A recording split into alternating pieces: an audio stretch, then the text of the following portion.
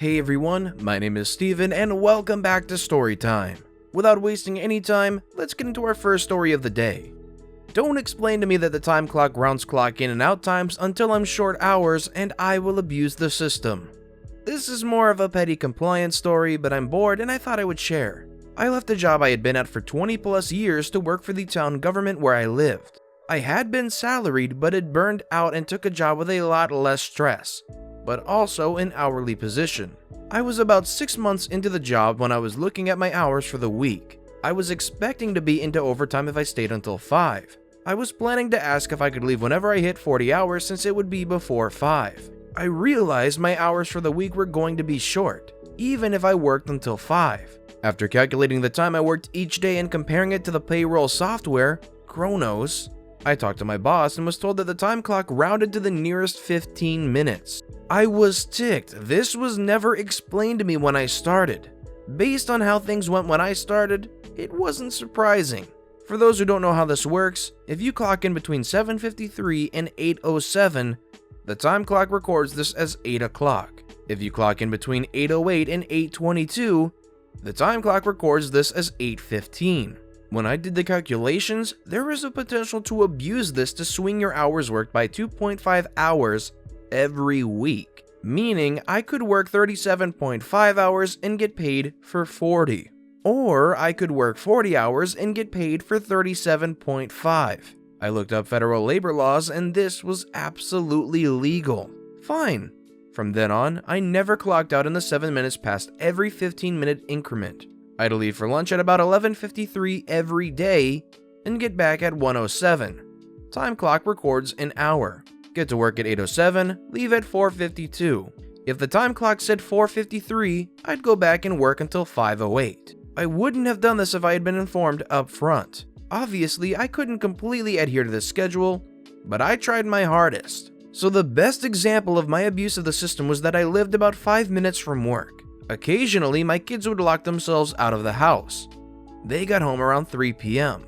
The first time I asked my boss if I could go let them in, which seems stupid that I would need to ask, she says to me as I'm walking away, "Make sure to clock out." I think it was meant as a joke, but obviously I was going to clock out. I'm hourly. It just rubbed me the wrong way. So I got to the time clock, clocked out at 3:08, drove home, let my kids in, drove back and clocked back in at 3:20. Time clock sees a 3:15 clock out and a 3:15 clock in. If she hadn't said anything, I wouldn't have rushed home or back and I would have had to make up that time. If how the time clock worked had been explained to me when I started, I wouldn't have abused it. That's a pretty abusable system. If you were in OP's shoes here, would you do the same thing to get yourself extra hours? Let me know what you would do in the comments below. He's on vacation. My buddy from work got laid off for 3 weeks yesterday. He tried to tell HR and leadership it was a really bad idea because he was also in charge of a high-volume 3PL, third-party logistics facility. Well, they did it anyway and gave him the choice of filing for unemployment or using vacation time. He decided to use vacation time. Fast forward to today. Customer service calls our offices saying that nothing is shipping from the aforementioned 3PL and it's going to shut down at least 8 different customers. My boss informs them that the person handling the 3PL is laid off and, sorry, we don't have access to that facility in our ERP to help them. For checks and balances reason. Vice Pres hears about it. Then my boss's boss, then HR. My boss's boss comes in my office today to ask me to take over the 3PL for a few weeks. And I lay out why I can't realistically do it on top of my normal job. I ask him why we can't just bring back the guy who did it in the first place, because this sounded really important. His shoulders slump, and with a deadpan expression he tells me he won't do it. He's on vacation. TLDR, don't lay off critical employees just to save labor. In my opinion, I think that's pretty mind-boggling. If somebody is in a very vital position that is irreplaceable, unless they do something very egregious, you don't let them go. Short and sweet. I'm a guy. Several years ago, I was heading into a rather tall office building on my way to renew one of my professional licenses with a state agency. As I approached the front door, I noticed a woman about 20 feet behind me. Having been taught that it's rude to slam a door in someone's face, I held it open for her. She stopped and glared at me. "What are you doing?" she asked. Holding the door? This triggered a sharp lecture from her about how women are perfectly capable of opening doors for themselves, and how dare I assume that she's unable to do so. I didn't do it because you're a woman. I did it because you were right behind me. This set her off on another round of tongue lashing, which included the phrase, "Never hold a door open for a woman. It's rude." I had no interest in a fight, so I simply went inside and headed to the elevator. Looking back, I saw that she waited until the door shut completely before opening it again. Whatever. I got on the elevator and, as the door began to close, guess who was rushing to catch it? "Hold that elevator!" she shouted. I made no effort whatsoever to do anything of the sort. I simply yelled, "Sorry, I wouldn't want to be rude," as the door closed on her face. Petty? Maybe. Satisfying? Oh yeah. In my opinion, I think OP was just trying to do a nice gesture, and she got exactly what she was asking for pretty much. Giving an employee a new truck as he wants. Hello people of Reddit. My friend who works in construction told me this story and I thought that I'd share it as it is super funny. So for your information, this happened in 2015, when the company had ordered 20 new fleet truck. They were going good for everyone, except for Bert. He somehow kept damaging the newer trucks. When he damaged his second truck, the supervisor kept giving him a new truck as he asked for. Meet everyone.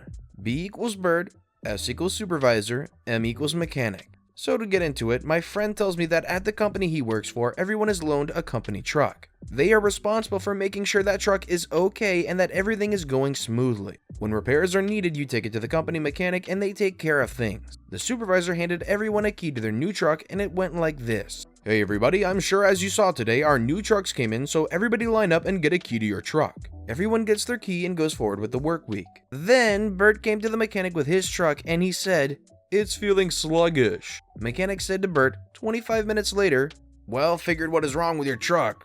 "What's going on?" "Apparently you damaged the drive shaft." "Oh wow, I wonder how that happened." Now Mechanic in his report said that there is a lot of dirt under the bay of the truck. Since they are new, Mechanic made the assumption that he likely went off-roading and damaged it. The company had 2 new spare trucks. Bert apparently came into supervisor's office and said, "I need a new truck." "Wait, what happened to yours?" "The drive shaft is damaged." "Okay, well, we have another truck you can borrow until yours is fixed. Just be more careful."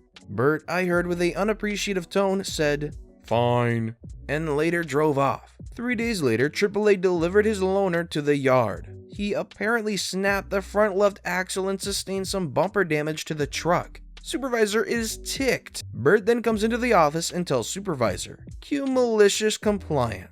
I need a new truck." "Yeah, I see," pointing to the flatbed with a truck on it. So supervisor gives him a new truck as he asked for, a 1989 Ford F-150. "This truck isn't new." "Yeah, it's new to you." "Why can't I have a newer one?" "Well, you damaged your first too. You are an extreme liability for us right now, just be happy that we are giving you something." Bert looked dissatisfied and says, "Fine," and drives away. 5 days later, the clutch was shot on the 89 pickup. The thing is, the clutch on the truck was fine. It was inspected before it was given to Bert. So now mechanic and supervisor were suspicious. Bert then came to the supervisor's office and said, "I need a new truck." "Yeah, I heard." Bert walks over to the last new truck on the lot.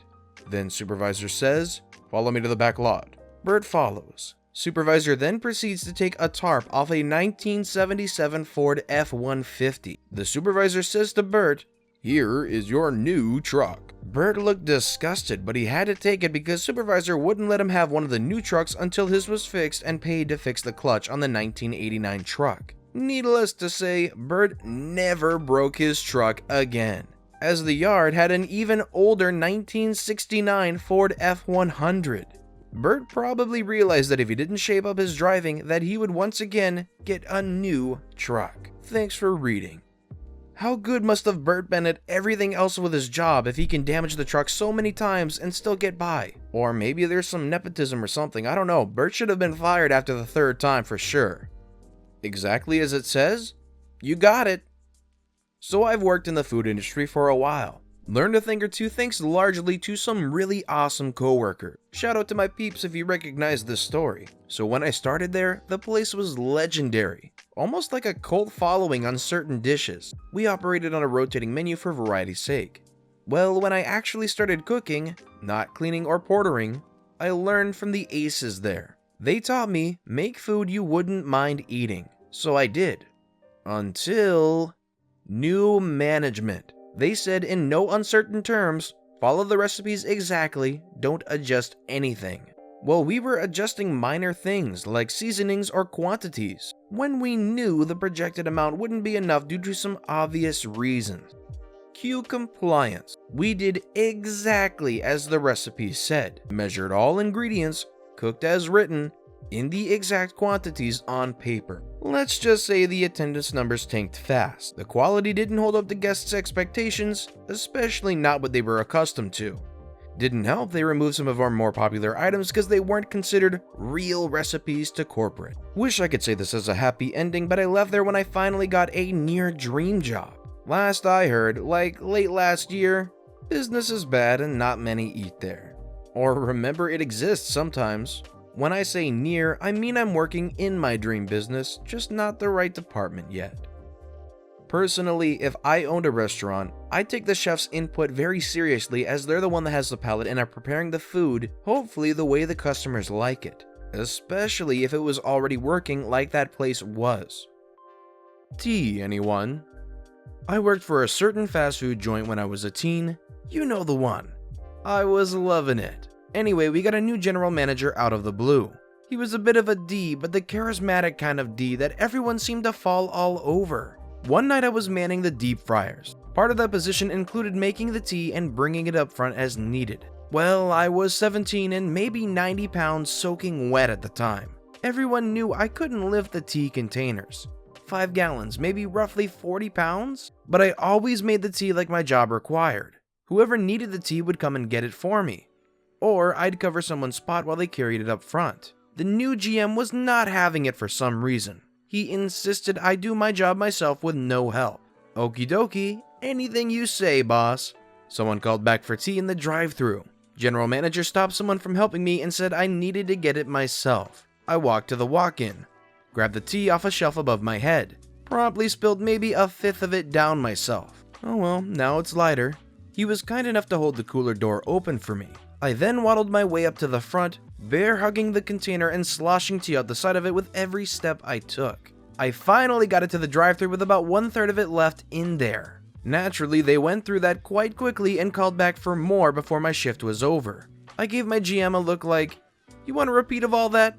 And he got someone else to go get it. I had put my 2 weeks in as soon as I found out he was gonna be our new general manager. I had worked with him in a different location, so I already knew it was gonna be bad. So I wasn't there much longer after that incident. I heard things got way worse with him though. He got hospitalized by a few disgruntled employees like a month after I quit. He quit not long after. I sincerely wish they had the tea system they use now when I worked there. Seems a lot easier. Update, from what I can remember, 2 employees, Connor and Tim, were out in the parking lot hiding late one night. The night manager texted them to let them know when and from which door the general manager would be leaving. As soon as he got outside, the 2 of them jumped him. Now, at this time, Connor was doing MMA and cage matches for money. So even if they hadn't ambushed him, 2-on-1, the general manager didn't stand a chance. The night manager ignored the commotion, but another employee called the cops and ran outside with a mop to chase them off. Both having past records, they took off as soon as they knew the police were called. They ran a few miles to the high school where they had their car waiting and drove off. The general manager was in pretty bad shape, too bad I never got to see, and stayed a couple nights in the hospital. I'm pretty sure everyone knew that Connor and Tim were responsible, but also pretty much everyone hated the general manager, so no one said anything to the cops. General manager knew it was employees, but I'm not sure if he knew who and, as you can imagine, no longer felt safe working there. Fairly certain he quit the second he found a new job. No love lost. There's so much drama going on here that the only thing I can say is that I'm glad I didn't work at a place like this. But with that, that's all the stories we have for today, so let me know which of these was your personal favorite and why in the comments below. And thank you very much for watching and listening to the Storytime channel. If you haven't yet, please consider subscribing, and don't forget to let me know which of these stories was your personal favorite. Thank you again for watching and listening to the Storytime channel.